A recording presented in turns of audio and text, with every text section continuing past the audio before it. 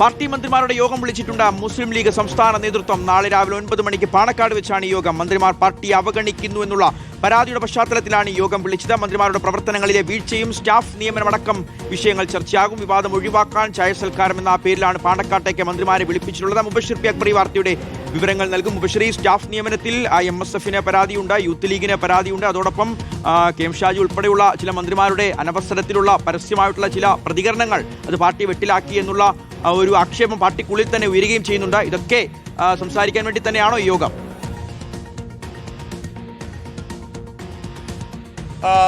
അതേ ഷിഹാസ്, ഇക്കാര്യത്തിൽ നേരത്തെ തന്നെ മുസ്ലിം ലീഗിന്റെ മന്ത്രിമാർക്കെതിരെ പലതരത്തിലുള്ള വിമർശനങ്ങൾ മുസ്ലിം ലീഗിന്റെ തന്നെ ചില പോഷക സംഘടനകളിൽ നിന്നും ഉയർന്നതായിരുന്നു.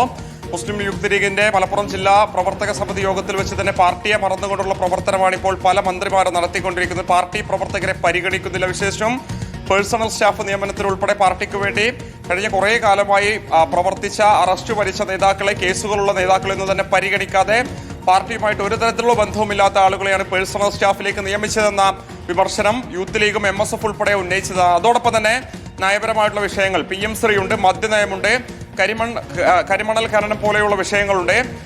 അതോടൊപ്പം തന്നെ ഏറ്റവും ഒടുവിൽ ഗവൺമെന്റ് പ്ലീഡർമാരുടെ നിയമനത്തിൽ ഉൾപ്പെടെ മുസ്ലിം ലീഗിലെ ഒരു വിഭാഗത്തിന് കടുത്ത അതൃപ്തി ഉണ്ടായിരുന്നു.